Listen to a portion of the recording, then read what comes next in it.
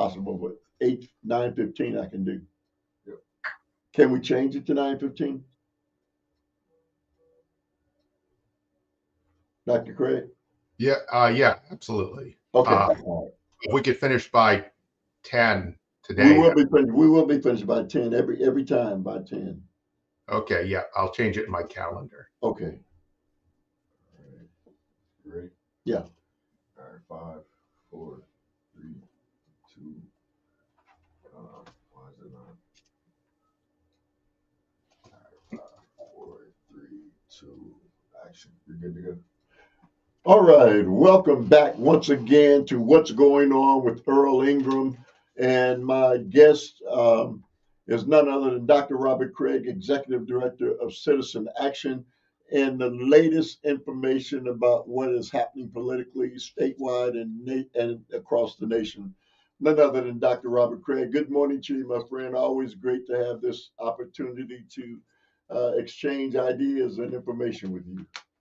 Always great to be with you, Earl, in these challenging and unprecedented in many ways times.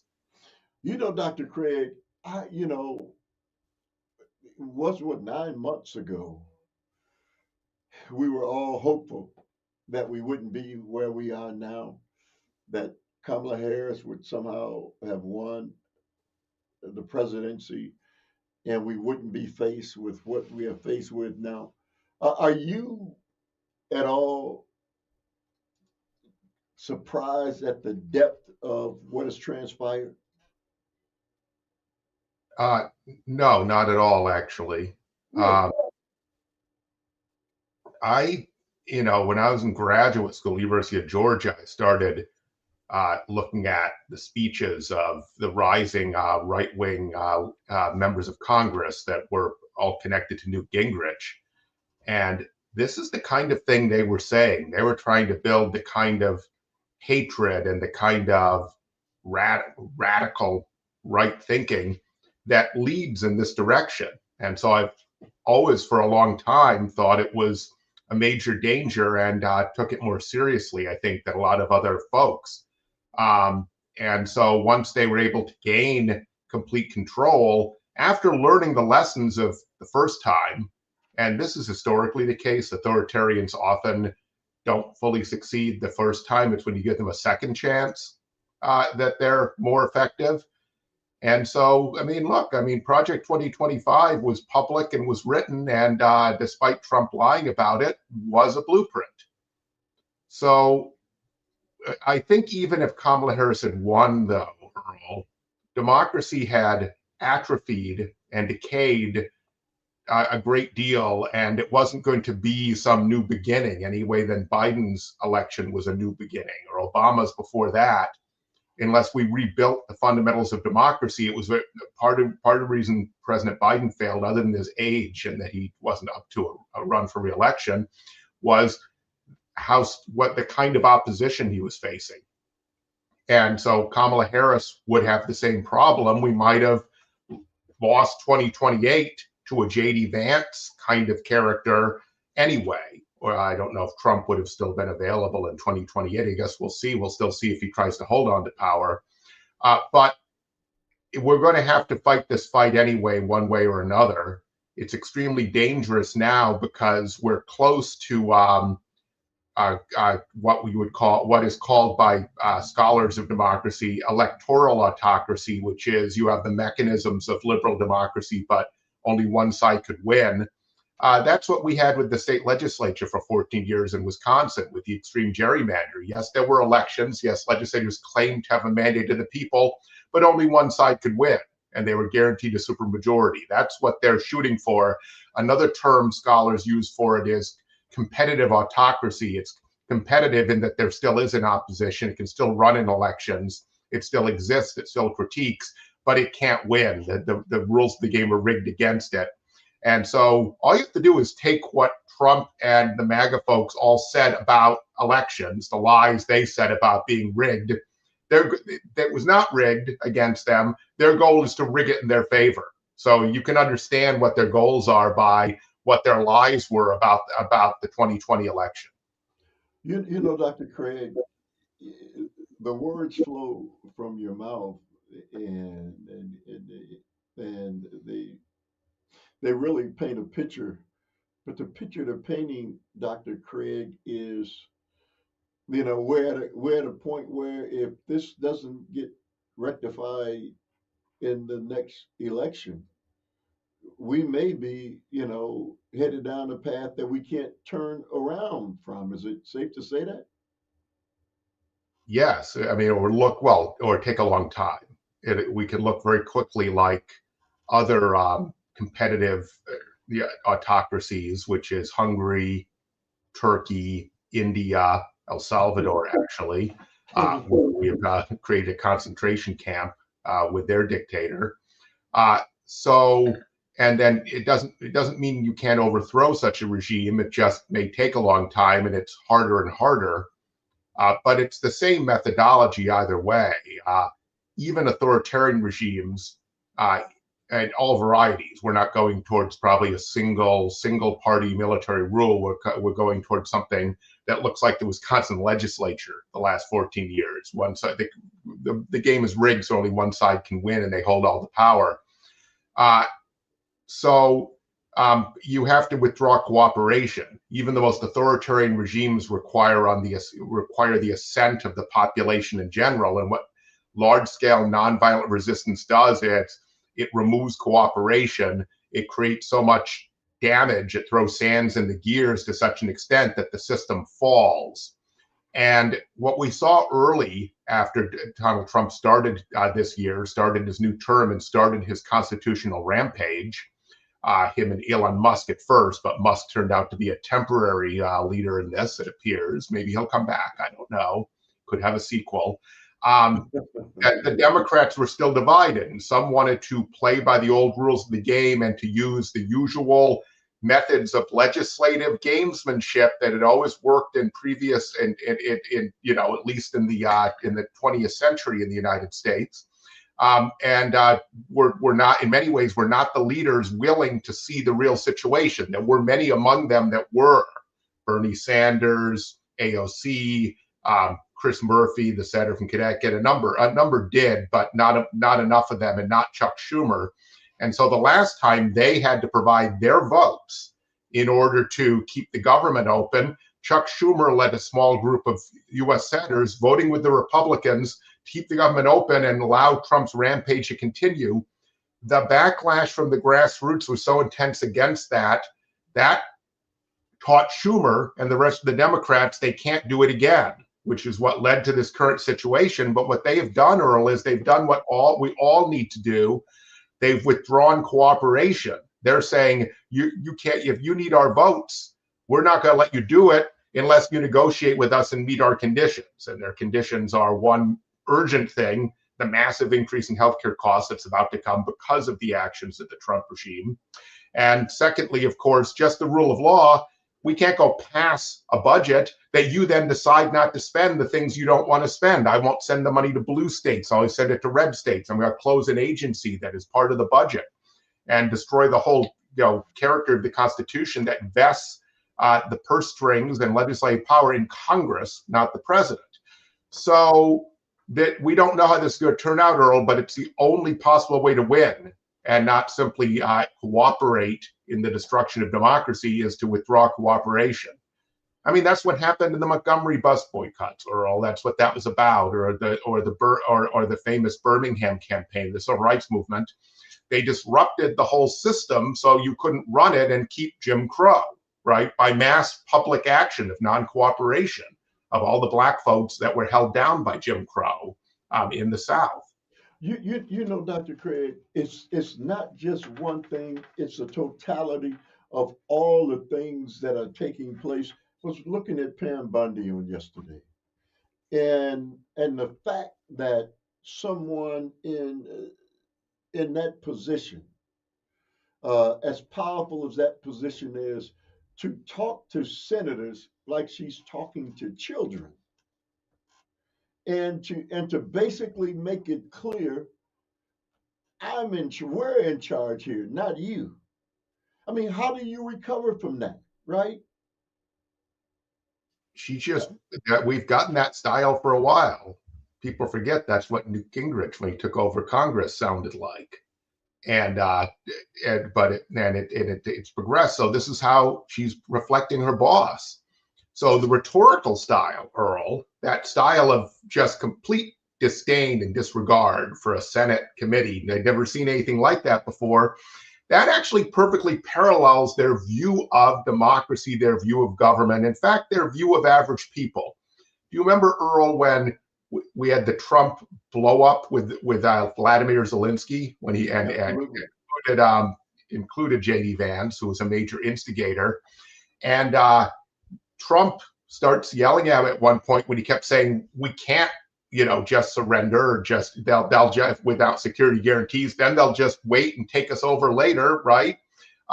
He said, "You don't have any cards. You don't hold any cards. Right. Basically, you don't matter." You know what? None of us hold cards with him except billionaires and the largest corporations. And so he's only going to, if he's ever going to make a deal, the art of the deal, the Democrats have to use their cards, and they're using them right now. And what's advantageous about this is that the Republicans know that the healthcare issue is a sleeping giant, that they are massively increasing the cost of healthcare for people, that people are beginning to get their new rates for 2026, and they're double, right, or even more. And so that puts incredible pressure on them. That's why they're getting the ridiculous proposal. Well, if you vote to keep the government open, then we'll negotiate with you over that. Well, you don't negotiate with this opponent without leverage. So you have to say, as they're saying, we'll negotiate now, or we're not voting for this. Dr. Kraig, you again watch all of these different moving parts, and what comes to my mind is always, do the Republicans think they're going to stay in power forever? Because the things that they are talking about giving the president of the United States supreme power, they can't undo that if they lose. And so that supreme power and the pendulum is going to swing back the other way. Do they not think that there's ever going to be that swing in the pendulum? I'd say you're in the frame of your question, which meant not necessarily what Earl Ingram believes. You asked the question this way, right? But the frame of the question assumes that both sides think of this as a system with stable rules. And if I change the rules to advantage myself now, I could be in a position where that hurts me later if I stack the deck, right? They don't see it that way. Their view would be to completely change the rules again, right? And go back. That there aren't stable rules. There's only power, and that's the authoritarian impulse. So does anyone really believe, because we have a MAGA-dominated U.S. Supreme Court, which increases the threat level massively, that they would have granted immunity out of constitutional thin air to Joseph Biden if he had been if there were cases against him, right? Do you? They're really between now. We already know the answer to that. Yeah, and they're actually a whole lot of several of the major lawsuits against Trump try to take their previous principles to justify giving the right power and use them against them. You know what? I think we'll see them reverse themselves and just come up with another rationalization. I mean, and to use procedure. So, for example, they know that Trump having an executive order abolishing birthright citizenship, a part of the Constitution, the 14th Amendment, one of the most sacred parts of the Constitution, right, Earl? Because it was supposed to guarantee full, equal civil human rights to Black people in this country. It took another 100 years to make it actually take effect fully because of Jim Crow and how Reconstruction turned out. But he declares an end to birthright citizenship. He can't, through executive order, change the Constitution. Well, the court hasn't said that's okay. They just keep pushing it back procedurally to the lower courts. So in the meantime, we don't have a right to birthright citizenship.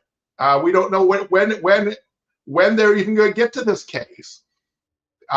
So in fact, they used the case to destroy the ability of lower court judges to enjoin him. Remember, but they didn't take on the obvious this is a flagrantly constitutional thing. If you have a shadow docket where without briefing you act immediately, there's no better case for that than this flagrantly unconstitutional thing that is shredding people's basic rights and causing people to be deported potentially, or a right to be here in the interim.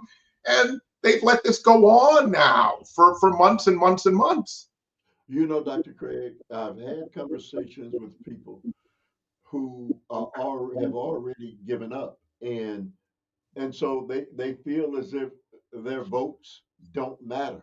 Part of this and what's taking place is they're breaking the spirit of many American citizens who now believe that there's nothing in which to vote for. How dangerous is that?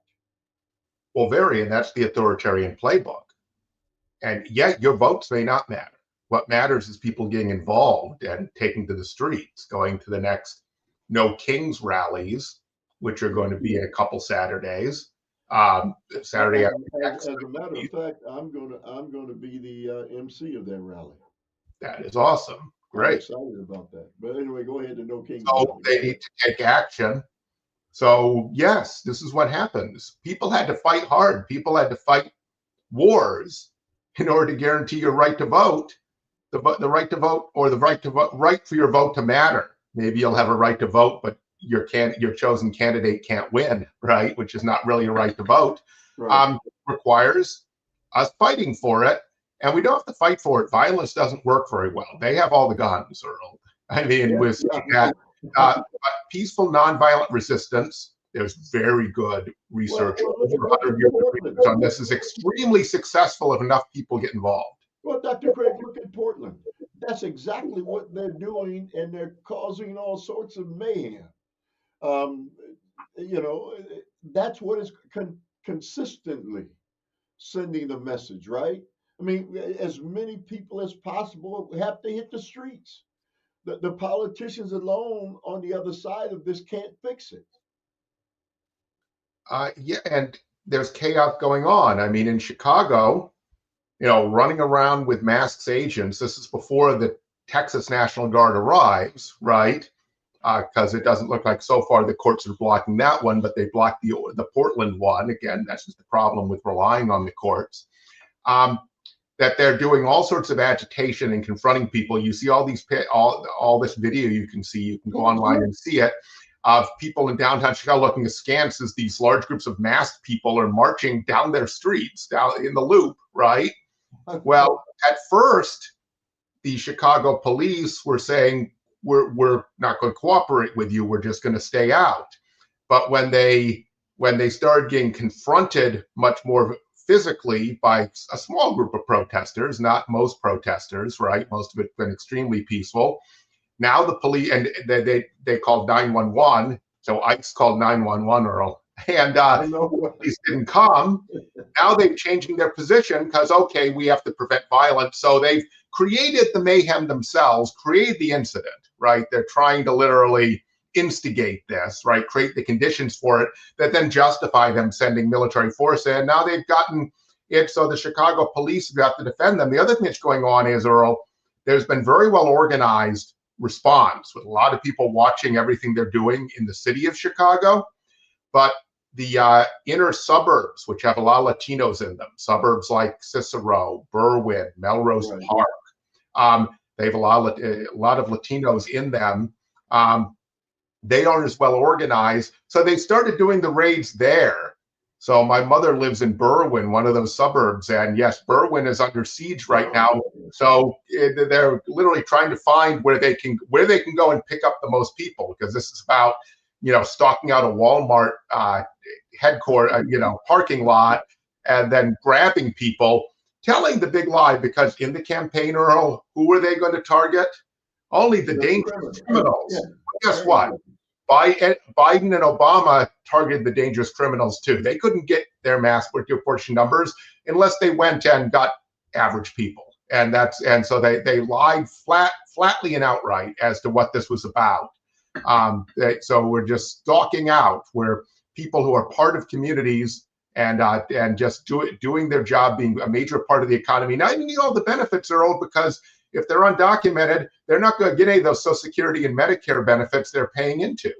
The part of this, Dr. Kraig, that really is just so frightening to me is the fact that you've got people who are Democrats who are going along with this and saying, yeah, crime is too big, the crime issue.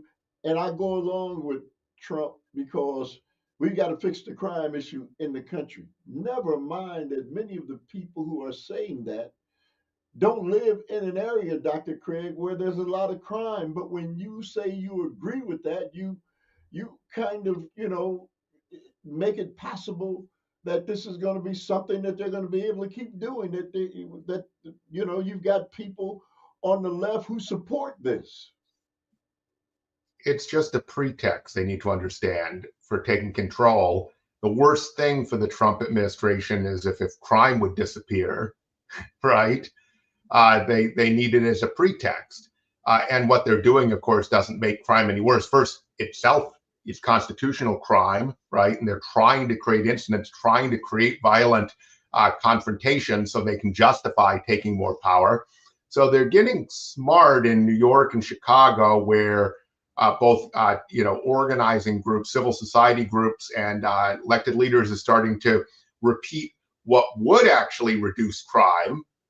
Actual investments in mental health infrastructure, in early intervention alternatives to incarceration, which they've cut and which is underfunded, and demanding that you actually give us the resources we need to actually do what's proven to reduce crime, which of course is preventing it in the first place and getting to folks very early in the process before, right? So there you have it. But I don't think this is all about crime. Crime's the pretext, but some people are going to take the bait, Earl, unfortunately, and we need to keep responding to them if they are open to listening.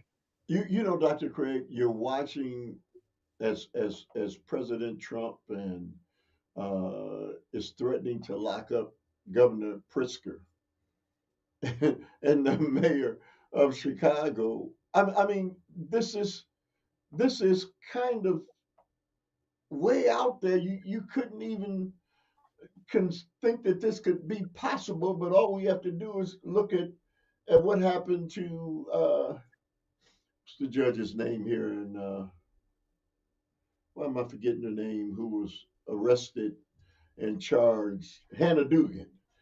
I mean, this stuff was not even conceivable, Dr. Kraig. Now it is. Well, part of Trump's excitement among his base was the transgression of it, right? But in other words, in 2016, when he took off, that he was saying things no one else would say, right? People are angry enough, they just want transgression. The problem is, it's like shock value in entertainment. It's like on soap operas or in entertainment. You have to go further and further because what shocked people before becomes normal, right? So you had to go all the way from the shock value. I'll go back in TV history of Phil Donahue, where you might have some atheists debating Catholics on the air, to Jerry Springer, where people are getting in fistfights all the time, right? And so that's the problem with Trump. The transgression needs to get greater. So, okay, now we're going to arrest a governor and a mayor.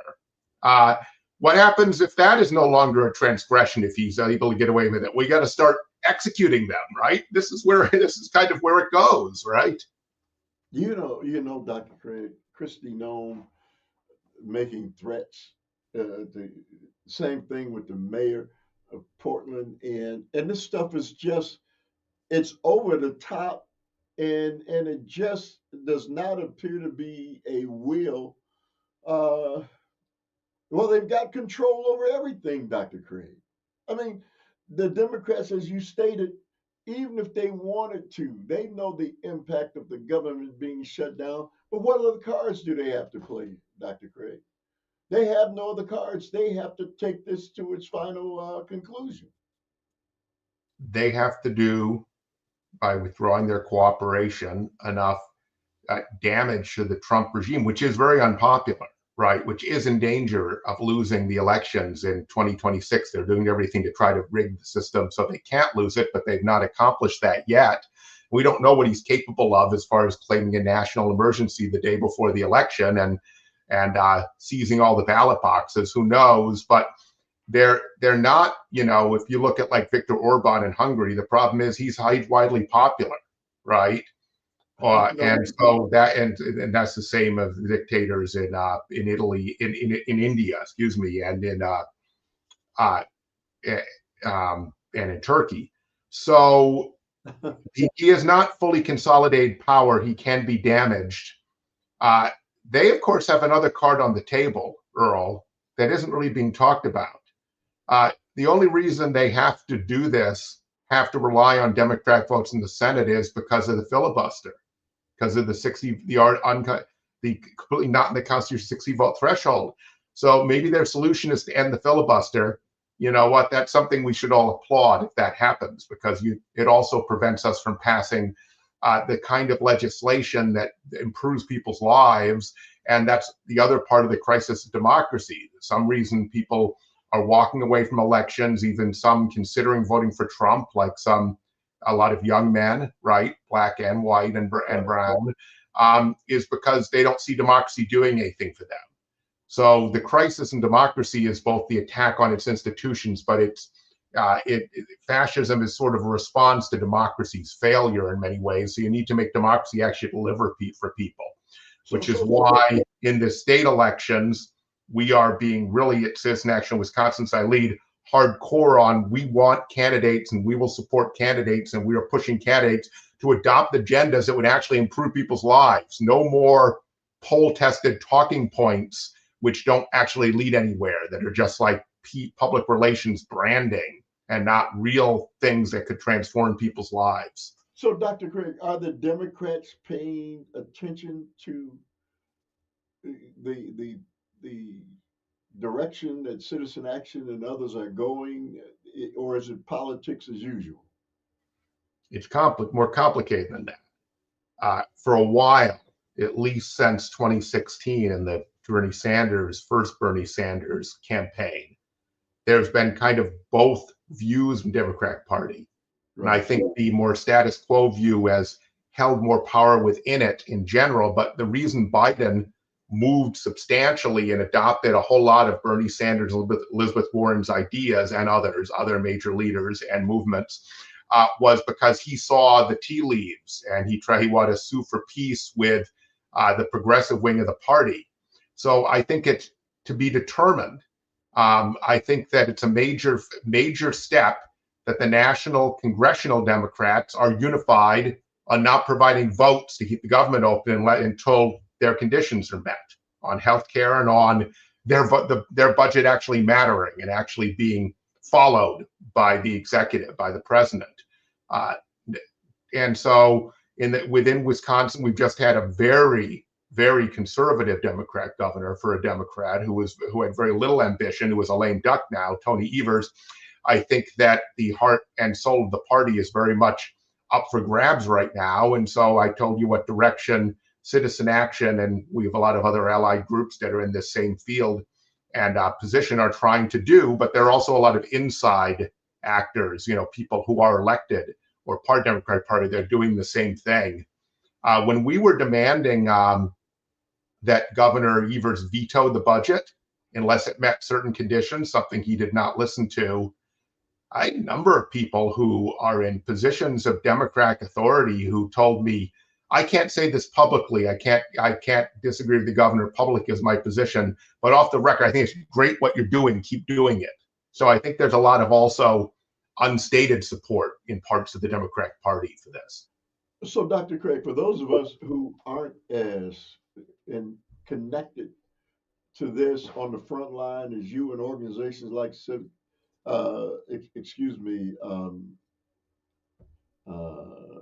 I forgot about the name of your organization. Citizen Action of Wisconsin. Citizen Action of Wisconsin.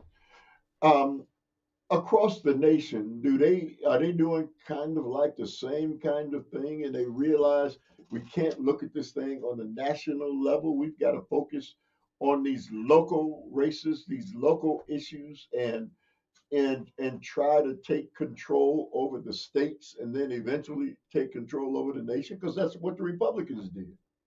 it's both a state and national strategy. And yes, there's a lot of creativity and energy here, though people see an urgent crisis. I'm right after this show, I'm flying out of Milwaukee to a convening of 1,000 different organizers from 40 different major networks of organizations to discuss this. So yes, and we are part of it, but there is a much larger movement developing, and you've also seen it with the general public. It's looking like the first major No Kings rally was one of perhaps the largest public mobilization in American history by the number of people, and we need that to continue.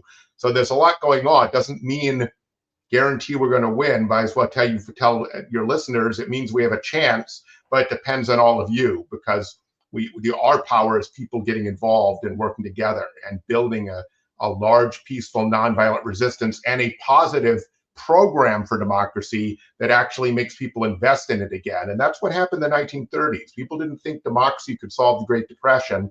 People don't realize that Franklin Delano Roosevelt's biggest accomplishment might not have been this particular New Deal programs, but convincing people that democracy could address their problems and make a better life for themselves. And we know that worked out into building the largest middle class in the history of the world after World War II. Dr. Kraig, do you think that, that was so long ago, and so people, the history of it, those who knew of that history are gone for the most part, and so people did not believe and thought that democracy would remain the same. Is it safe to say, Dr. Kraig, that every generation is responsible for fighting for democracy? It's not something that's etched in stone. Uh, to the extent you believe in generational responsibility, that generations are a thing, yes, it means all people at all times, that history doesn't end. So there was not, we had philosophers talking about the end of history with the end of the Cold War, Francis Fukuyama, but he got it from an earlier philosopher who did the same thing after World War II, I believe. But I think that in a way, too many people started taking our basic institutions for granted, not understanding how hard they were to establish, and also not realizing how imperfect they were, how many people were still left out, how much inequality was still there. You see the level of inequality in our country based on race. That doesn't reflect a successful equal society. Neither does the massive income gap we've built over the last 40 years. We went from one of sharing the fruits of a very wealthy country in terms of its broader wealth, gross domestic product, after World War II into the late 70s. And now we've become in a much even richer country, but it's now distributed very unequally. We created billionaire class that is much more powerful than anything we saw in the Gilded Age when we had the robber barons. So apparently we had to learn the lesson of letting the robber barons get all the money, and we're going to have to run the early to mid 20th century again. But that required a lot of effort, a lot of organizing, and it was. And there was no success guaranteed. But yeah, if you don't fight for things, you lose them in basically in human civilization. I think this is part of the human condition, Earl. Dr. Kraig, why it's always so important and to have a conversation and a dialogue with you is because you always make it clear that we're not giving up, okay? And it, no war is ever won without a fight, and this is one that clearly, it appears as though the other side has the control over even media outlets and those types of things. But as you stated, the power is still with the people, and the people have to organize, and the people have to be willing to turn over pebbles, not just stones, turn over pebbles. And if democracy is important enough to the future of their children, because my generation has enjoyed the fruits of democracy, uh, we've got to fight for democracy for those who come after us. And it's going to be inflicting economic harm on collaborators as well as the regime. So look, there was just a big victory temporarily, potentially. That's what about around Jimmy Kimmel, right?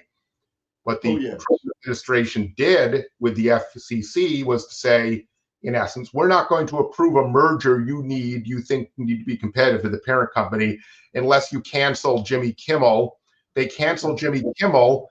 There was this, hundreds of thousands of people canceled their Disney subscriptions, their Hulu subscriptions, their ESPN position, everything related to ABC, and they reversed themselves. Now, I want to say that shows what public people can do, non-cooperating and working together, right? But on the other hand, they may just be waiting their term. They still have that leverage. They may try to do it again or do something else again to control ABC, or say, okay, you can keep Jimmy Kimmel, but here's what we demand.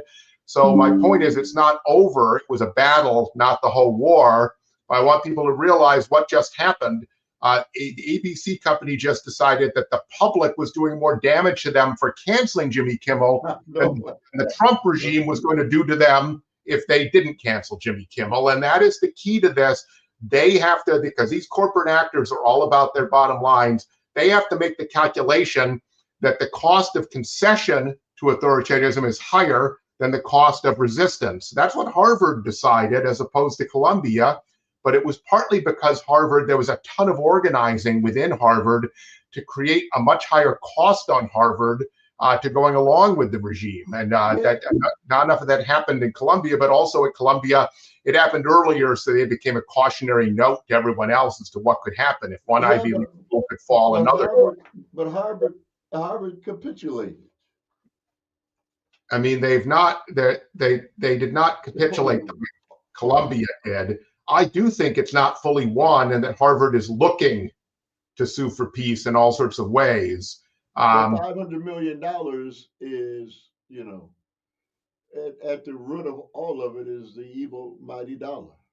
The key thing Harvard did, though, is Harvard did not, what they were demanding of Harvard is to hand over control of the university's curriculum and hiring to the Trump regime, and they at least prevented that. But I agree, it's complicated, and we can't rely on the Harvards, the Columbias to lead the fight, but we need to put pressure on them not to capitulate, because, as you know, Timothy Snyder, the philosopher who's written about tyranny, a couple very sharp small books on tyranny that have a lot of attention. His first rule is don't cooperate in advance.